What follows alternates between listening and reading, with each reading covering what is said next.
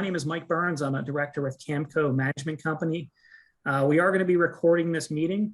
Also ask that we please stay muted while tonight's presenter is speaking.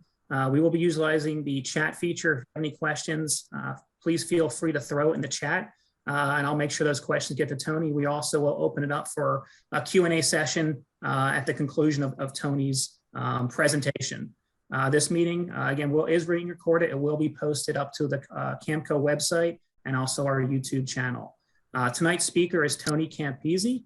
Tony is the Executive Director for the Keystone Chapter of Community Association Institute. Tony, thank you for joining us, and I'm going to turn it over to you. Thank you, Mike. I appreciate it. Appreciate the invitation. Good to see everybody. I see some familiar names on the screen. I'm glad to be here tonight. Let me put our presentation up on the screen and we can get started. So again, thank you for taking some time out of your evening to participate in this session. We've got some great information to present on Community Associations Institute. I know that some of you are members of CAI and probably are a little bit familiar with the organization. Some of you may not be, and so hopefully everybody will learn some things tonight about what Community Associations Institute is and how we can help your communities. So here's what we're going to discuss over the next 40 minutes or so, 45 minutes, and feel free to interrupt me if you have questions. We will take questions at the end as well. As Mike said, what is CAI? We'll talk about the organization and who we are and what we do. We will talk about the educational programs that we offer to homeowner leaders like all of you, individuals who serve on the boards of community associations, as well as education for community association managers and the designations, the professional credentials that CAI offers to association managers. And then a little bit about legislative advocacy and the work that we do in the state capitals as well as in Congress on behalf of community associations. And I have the website for our chapter at the bottom of the slide, and that's on some of the other slides as well as we go throughout the presentation. So Community Associations Institute, and let me just stop a second. I can't see the chat, so if there are questions or comments in the chat, Mike, you'll mention those to me, I assume, hopefully. Yes, Tony, anything comes up, I'll try and answer myself, and if we have to send it to you, I'll let you know what the question is. All right, great. Sounds good. So Community Associations Institute, CAI for short, we are a professional membership society. We are a not-for-profit organization, a 501c6, and our basic role is to provide information, education, research, and resources to all of you as stakeholders within the world of community associations, homeowners, elected association leaders, managers, management companies, and the business and service providers that serve your communities, like attorneys, banks, contractors, et cetera. We have right around 43,000 members worldwide. We are an international organization, even though the vast majority of the organization is within the United States. We have a Middle East chapter. We have a relationship with a similar organization in Canada and I believe in Australia. Because condos and HOAs are certainly not limited to the United States. Within that 43,000 membership base, approximately 18,000 of them are homeowner volunteer leaders. That's a very small percentage of homeowners like you around the world who serve in your position. That number's in the millions. There are, as you can imagine, hundreds of thousands of community associations. Some of them have 3-person boards. Some of them have much larger boards, like 15 members. And so those numbers add up pretty quickly. 15,000 plus managers and management companies, and 8,000 product and service providers, like I said, banks, contractors, insurance, reserve professionals, et cetera. The organization has 63 state, regional, and international chapters. And of course, our Keystone chapter here in Pennsylvania is one of them. A little bit about what we call the industry. I don't know if industry is the right term for what all of that we do, because these are your homes. This is in many cases, your primary residents. And so it's odd to sort of refer to what we do as an industry, but it is an industry. As you can see on the screen, there are almost 355,000 community associations in the United States. And that number is growing every year. That is up from an approximate 10,000 when CAI first started tracking that number in the early 1970s. Most new homes today are built in some form of community association. $9.2 trillion in real estate value. That's a huge group of homes, condos, et cetera, a huge piece of real estate. 74 million Americans live in one of these community associations. And as I noted earlier, 2.38 million homeowners like yourself serve on the boards of community associations throughout the United States. So you are certainly not alone in what you do. 50 to 55,000 community association managers throughout the United States. That is it's a large number, but it's an inadequate number because, as I said, almost every new home in the United States since the year 2000 has been in some form of community association. And it's been a difficult endeavor to keep the number of community association manager candidates, employees, keep pace with the need, with the demand. So there is definitely an increasing demand for community association managers around the United States. And that's one of the things that our association is trying to work on to help meet that demand for new managers needed to manage these communities. And then $90 billion in annual assessments collected. As you all know, assessments are what fund your association. They pay for your insurance, your reserves, your road paving, window replacement, et cetera. So a little bit about our chapter right here in the Delaware Valley. I know you're all local.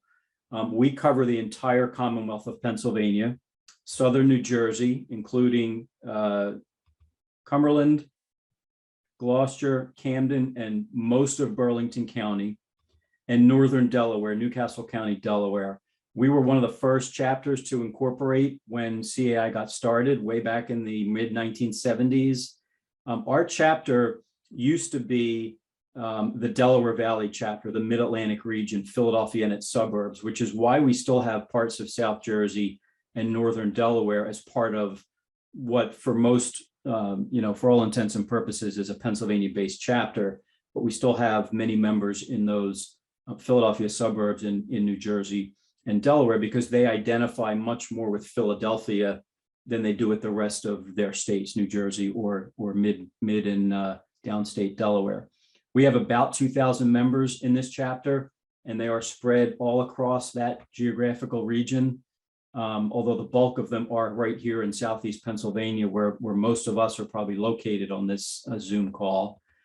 We have like your communities, we are governed by a board of directors. We have 11 members on our board, and they come from all categories of membership. We have managers on our board, we have homeowners like yourself, and we have business partners on our board that represent all of the different stakeholders, again, in what we call this industry.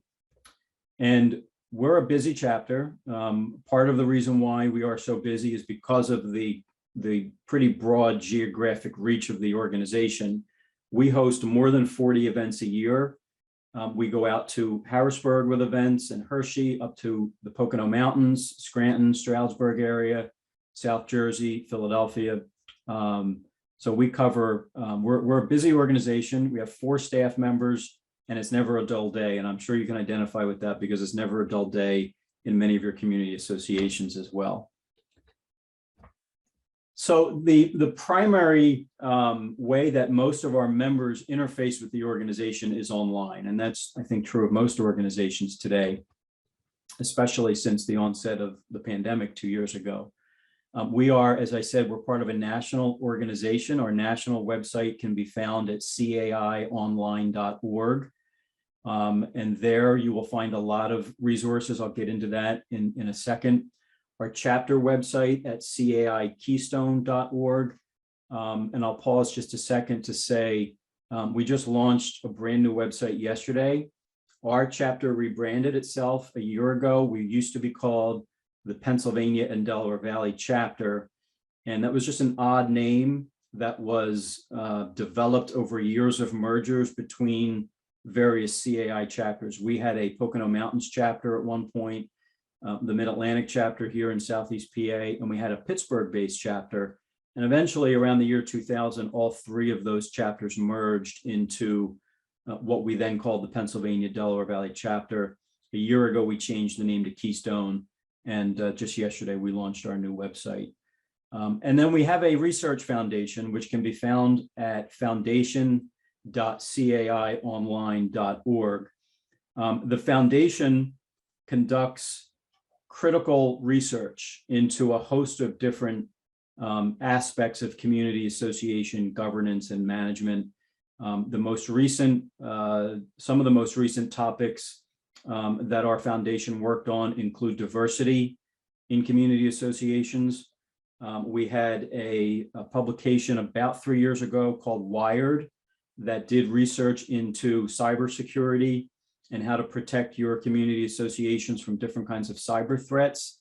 And we had a publication, again, about 2 or 3 years ago called Breaking Point, which examined aging infrastructure in community associations.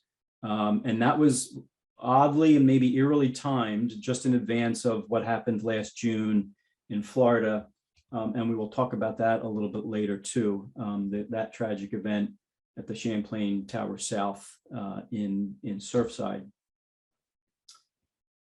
So as I said, the website is the main interface with CAI. There are a ton of resources on the national site for members. A lot of it is members only. If you're not a member, we'd certainly love to have you join.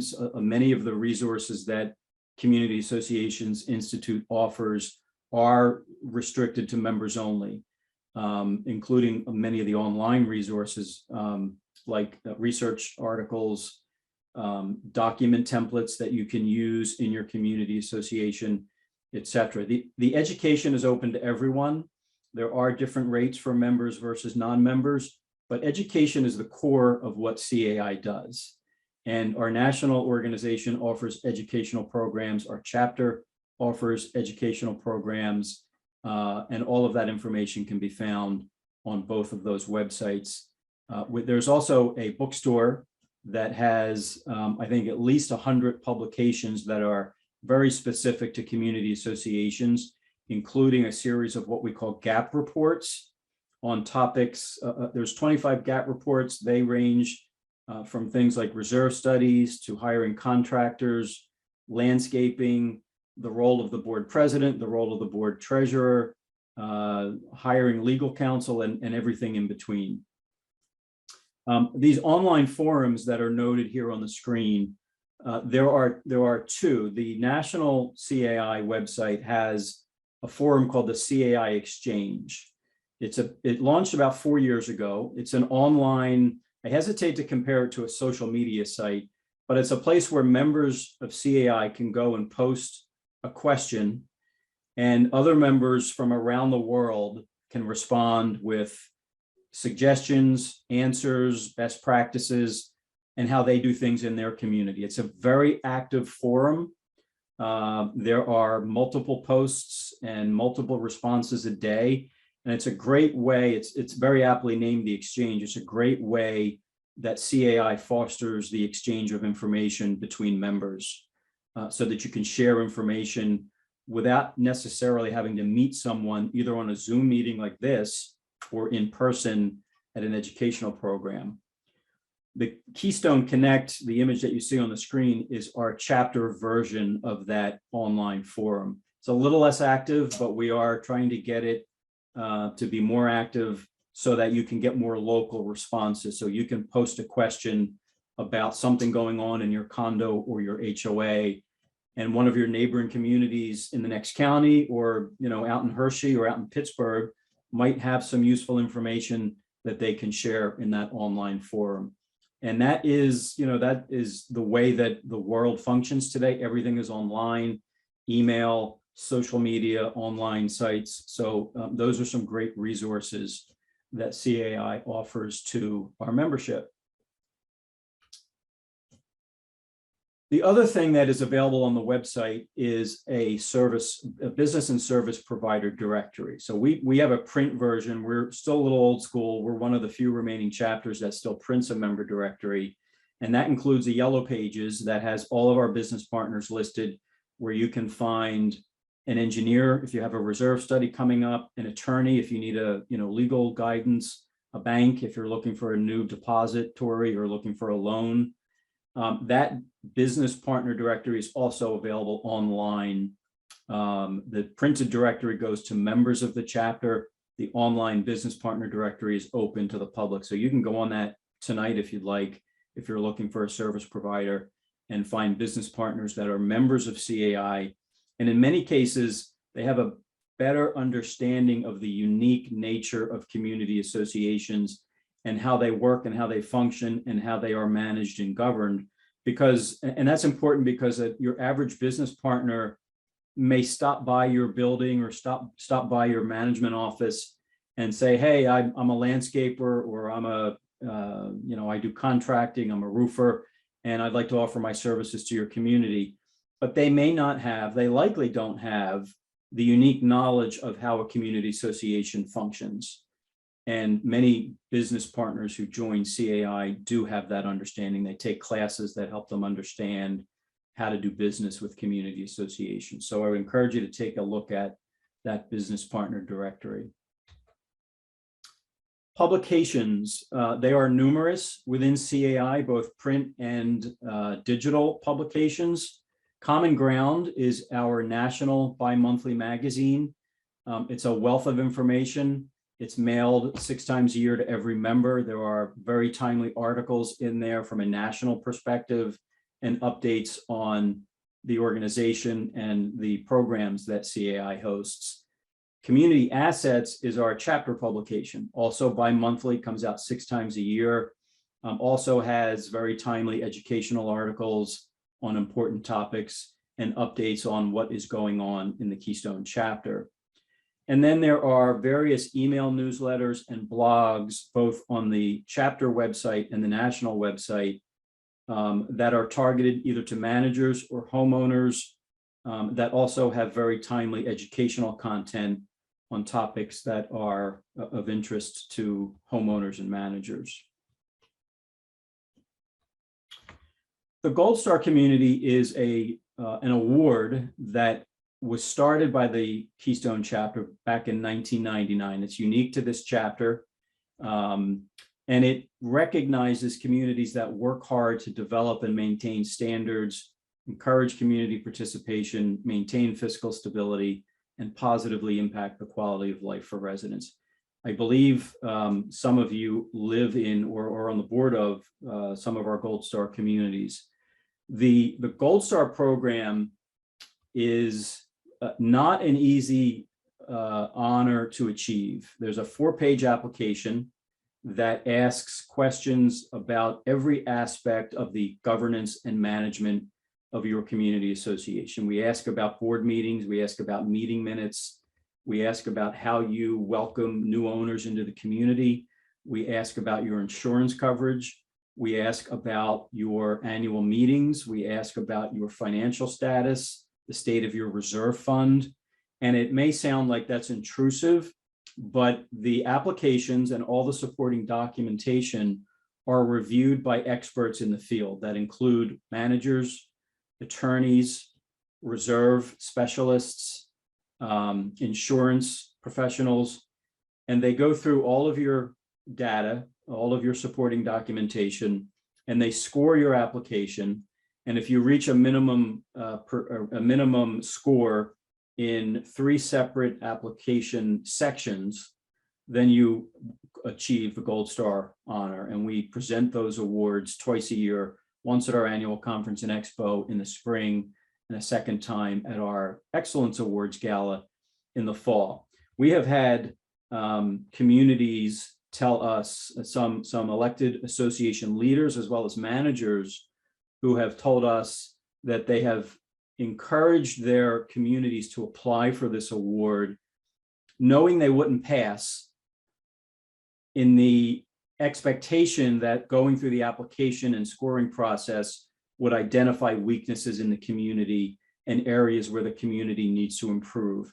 And I will say that in the vast majority of Gold Star applications that do not pass, it usually comes down to underfunded reserves.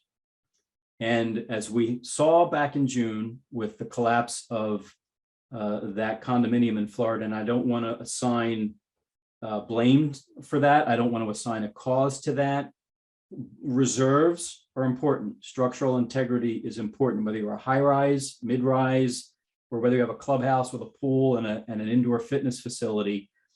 Community associations need to have sufficient reserves to care for and maintain those buildings.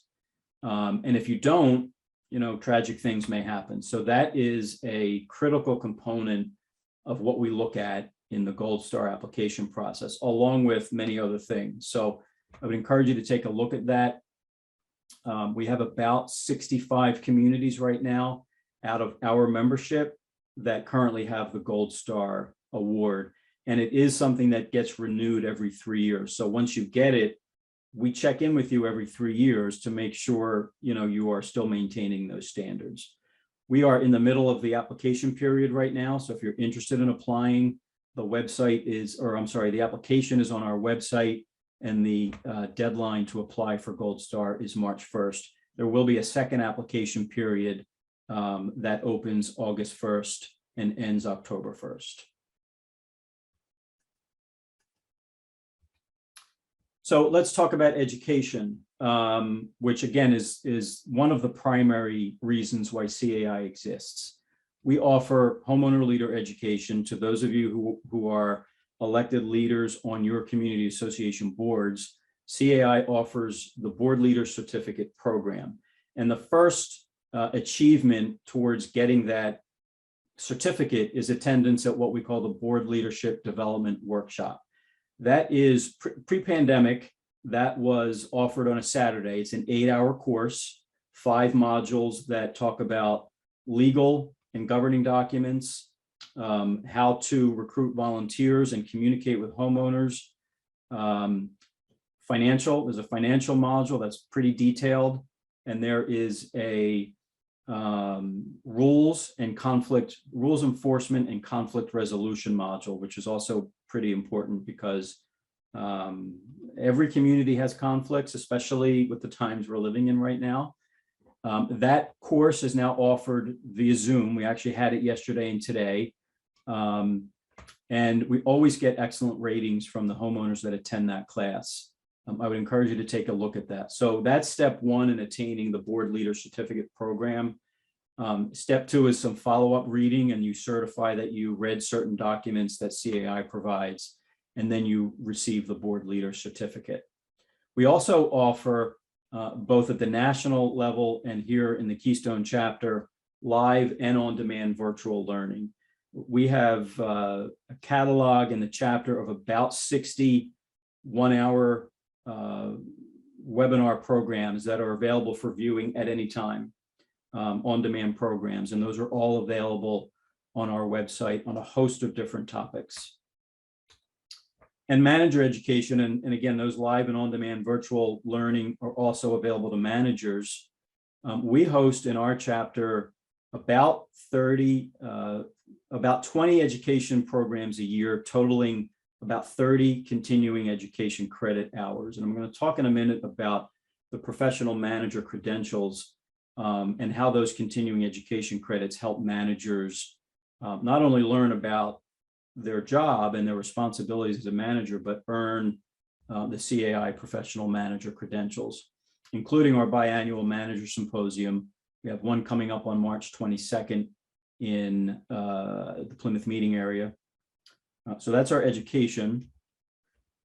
And the national office offers what we call the Professional Manager Development Program. These are the classes. It's a national curriculum. They're taught, again, pre-pandemic, they were taught in person all over the country. They are back again in person on a much more limited scale. And most of them are now available either as a live webinar like we're doing right now, or as a self-taught virtual class on the national website. there's, I think, about 15 of these courses, and completion of them helps managers lead to the achievement of professional manager credentials. And when I say credentials, I'm primarily referring to the three that you see on the screen here. The CMCA is the starting point, the Certified Manager of Community Associations, followed by the AMS, which is Association Management Specialist. And then the pinnacle of manager credentials is the PCAM, the Professional Community Association Manager. All three of these designations, there are education requirements, and there are, for the AMS and the PCAM, there are a minimum number of years experience serving as a community association manager before you can apply for and receive those credentials. And they are also, there are requirements for continuing education to renew those credentials every 2 or 3 years. And so that's where the chapter educational courses come in for managers to do the continuing education and to renew the CMCA, the AMS, and the PCAM. So I mentioned the foundation earlier, and one of the things that the foundation does every few years is a community manager salary survey. And the new one just came out, I believe in December, the 2021 salary survey. And the reason why I include that in this presentation is that this salary survey has demonstrated over the years that managers who go through CAI's continuing education program and achieve the professional manager credentials earn more. It's as simple as that. That not only do they have a better understanding of the industry and the management profession, but they also, you know, for managers on this Zoom call, it's a way to, not only is there prestige in the designations that you can earn, but it's also a way to, you know, advance your career. We have a lot of CAI designations. There are designations for business partners as well. But the one I wanted to point out here is the Accredited Association Management Company. This is a designation that signifies that a management company has the education and the ethical standards to earn the accreditation from CAI. And I do want to point out that CAMCO does have the AAMC accreditation. There's not many management companies in this chapter. I believe there are maybe 7 or 8 or 9 of them. So I do want to congratulate CAMCO on having that professional credential.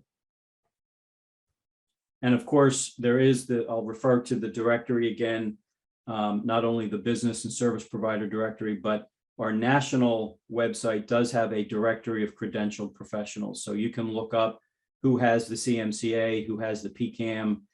You can look up the business partner designations like the RS, which is Reserve Specialist, and other business partner designations. And then finally, advocacy. This is also, I would say education and advocacy are on an equal level with what CAI offers as an organization. We do legislative and regulatory advocacy in state capitals around the nation and in Congress. And here in the Keystone chapter, we have 2 legislative action committees, the Pennsylvania Legislative Action Committee and the New Jersey Legislative Action Committee. There is no Delaware Legislative Action Committee. And we also have 2 political action committees. And the difference between the two is the legislative action committees advocate with elected officials for legislation. The political action committee makes political contributions to elect state legislative candidates only. We do not contribute to any other candidates, but state legislative candidates who support CAI and the priorities that we have in the legislature. So that's the difference between those 2 types of committees there. Priority issues, these are nationwide priority issues. There's about a dozen of them. I put the 4 on the screen that I think are most urgent right now. Obviously, COVID-19 continues to dominate almost everything that all of us do in our daily lives in a lot of different ways. There are various legislative priorities that CAI is advocating for. Primarily in these are state legislative issues. Congress doesn't have that much authority over a lot of these issues, but things like liability, protection from liability for opening your clubhouse and someone may get sick and try to sue your community association claiming that they got sick because you were negligent in either cleaning or preventing the spread of COVID-19. That legislation passed in New Jersey last year. It has expired. It has not passed in Pennsylvania or Delaware. Electronic voting and virtual meetings, obviously one of the positive things, if we can point to any positive things that have come out of this pandemic, is the ability to host electronic meetings, virtual meetings like this. Your annual meeting, your board meetings may be conducted electronically, and to vote electronically. Both Pennsylvania and New Jersey, we are advocating for the passage of permanent rules to allow community associations to continue meeting virtually and to continue using electronic voting. Those were emergency declarations in both states, and they do not have permanent status in the statutes that govern community associations. So that is something we continue to talk about in Harrisburg and Trenton. And I put reserve requirements and funding here, obviously because of what happened last year in Florida. This is something that legislators have expressed an interest in examining what happened, what the causes were, and how we can address it to make sure it doesn't happen in the future. Things like reserve requirements and funding and structural integrity issues. The fourth one here, HOA or condominium uniform acts. I'll just briefly say, in Pennsylvania, we do have a version of the Uniform Act. Uniform acts are pieces of legislation that are written by what's called the Uniform Commission on, I'm not going to get the name right, the Uniform Commission on Legislation, something like that. It's a nationwide organization that writes uniform acts, not specific to community associations, but there is a uniform common interest ownership act. It's called UKIOA. We have 3 different versions of it in Pennsylvania. We have the Real Estate Cooperative Act, the Uniform Planned Community Act, and the Uniform Condominium Act. In New Jersey, there's only one uniform act, and that's the Condominium Act. There is no Planned Community Act in New Jersey. And so CAI advocates for uniform acts across the country so that we are all kind of consistent in how we govern and manage community associations. So here in Pennsylvania, I mentioned some of this already. Voting, there is a bill pending in the legislature in the current legislative session, House Bill 1795, that makes a lot of changes to the way community associations conduct elections, how you count the votes. We oppose this bill very strongly because there are what we believe will be massive expenses associated with this for your community associations. And there are criminal penalties in here that we think are out of line. People could go to jail if this bill passed and there is proven election fraud. I will say there has been proven election fraud in Pennsylvania 6 or 7 years ago, community association in the Poconos. It was uncovered, it was investigated, and the people who were responsible for it are already in jail.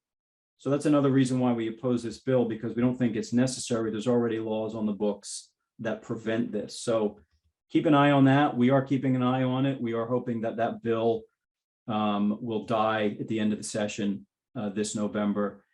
And if it does move, we have amendments that we are proposing. We are working closely with this prime sponsor in the State House to get that bill to a position where we can either be neutral or possibly support it, but we're not very optimistic. Real estate disclosure, House Bill 1840 is another bill that's currently pending in the Pennsylvania House. Again, we oppose it. It would cap what you can charge for capital improvement fees and resale certificates. Let me correct that. It will cap what you can charge for resale certificates, not capital improvement fees. And it has just some onerous provisions about the resale certificate itself and how you prove that it was delivered and prove that the potential purchaser received it. It's not a very good piece of legislation. Again, we're seeking amendments and trying to get that bill to a point where we can accept it or delay it long enough so it dies at the end of the session. And then finally, data transparency. This is an issue that has been pending in the State House since 2011. It was an issue that came out of a state government study of community associations. And that study suggested about 8 or 9 public policy action items for the legislature to take. And the first one on the list was, we can't solve some of these issues in community associations, like failing infrastructure and stormwater management, until we know what the scope of the issue is. There is no process in Pennsylvania for the legislature or any government agency to know how many community associations exist in Pennsylvania, how many homes are in them, how many people live there, what kind of infrastructure exists within them. It's a huge data gap, and we can't begin to address some of the issues that we think need to be addressed in the legislature until that data is collected and shared. And that's what House Bill 731 would do. And there's a mistake on this slide. It says CAI PA-LAC opposes this bill. We actually support the bill. We actually wrote the bill. So I apologize for that error on the slide. We do support House Bill 731 in the Pennsylvania House. And then over in New Jersey, there are 3 issues here. So New Jersey is a little different. They're on a different legislative cycle. The new legislative session just got underway in New Jersey in January. I mentioned COVID liability. So none of these are bills yet because the session is so new. COVID liability did pass and was signed by Governor Murphy back in June of 2021. It was a 6-month bill that expired at midnight on December 31st, and it was not renewed by the legislature. So community associations in New Jersey for those 6 months had protection from liability if someone got sick and tried to sue the community saying, I got sick with COVID because of my presence in your clubhouse or some other common area. That has expired, and the New Jersey LAC, one of their priorities is to get that bill passed again. New Jersey is one of the few states nationwide that actually passed COVID liability protection. Structural integrity, I already mentioned this a few times. There is a pending bill in New Jersey that would address that the LAC is actually very active in writing. And then again, remote meetings. This is important in both states, trying to get legislation adopted that would make permanent the ability to meet virtually and have electronic elections. Coming down to the last slide or two here, if you're interested in getting text messages from us, you can subscribe here. We don't send text messages very often, primarily use them for legislative alerts, notes about upcoming events, etc. So if you're interested, you can text CAIPA to the number that you see on the screen, 71441. And then finally, I just want to mention a few upcoming events. As I mentioned, we have about 40 events a year. Most of them are education. Next Tuesday, a week from today, we host what we have called for the last 7 or 8 years the State of the Industry Breakfast.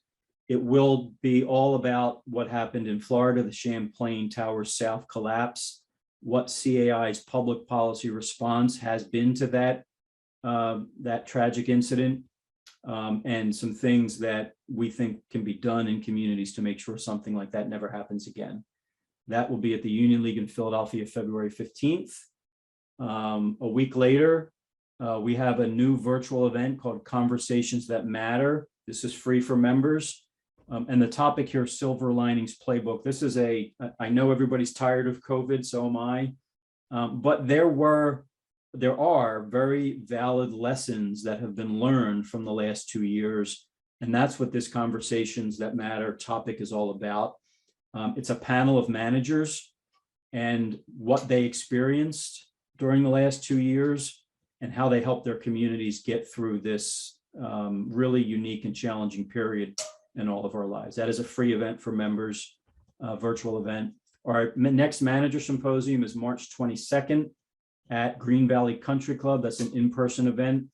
And then finally, our annual conference and expo, which is our biggest event of the year, Community Live, May 11th and 12th at Valley Forge Casino.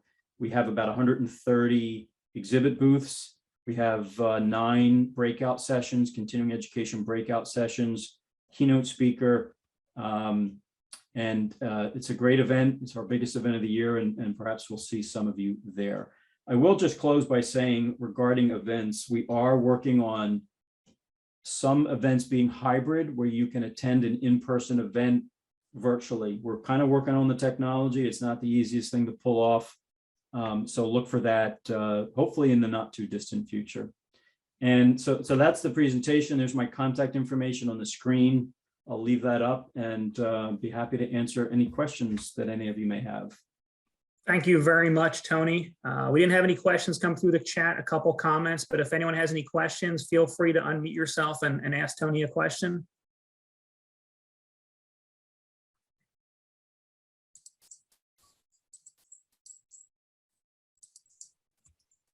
And we can't end without one question, so we're going to need at least one. I guess you did good enough job, Tony, going over everything. Thank you. I guess I covered everything well enough. Yes. I guess so. Now I've had the pleasure of working with you and your organization for many years, and I can validate everything you presented here today, that the education that CAI offers our managers is tremendous. I've taken a lot of the classes. I'm working my way through the 300 level classes right now. It's very good to hear that these classes are going back to in-person. I think one of the best experiences for managers was being in that room with other managers from other parts of the countries and kind of learning about some of the difficulties and challenges that they deal with and their properties and their part of the country, and kind of sharing our experiences and trying to learn from that. So that was one of my favorite takeaways from these in-person classes. So it's good to hear we're getting back in that direction. But thank you again for joining us tonight, Tony. Thank you to all of our board members that joined us this evening. We will have a recording link for this available for any board members that were not able to attend. If you're interested in getting a link for that, just please reach out to your manager. Otherwise, we will meet back here again for our next roundtable, which is scheduled for February 22nd at 6 p.m. Our topic that evening will be fiduciary responsibility, and our guest speaker that evening will be attorney Steve Sugarman. So we hope you can join us for that meeting. Otherwise, thank you very much and have a great evening, everyone. Thank you all. Thanks, Mike. Thanks, Mike.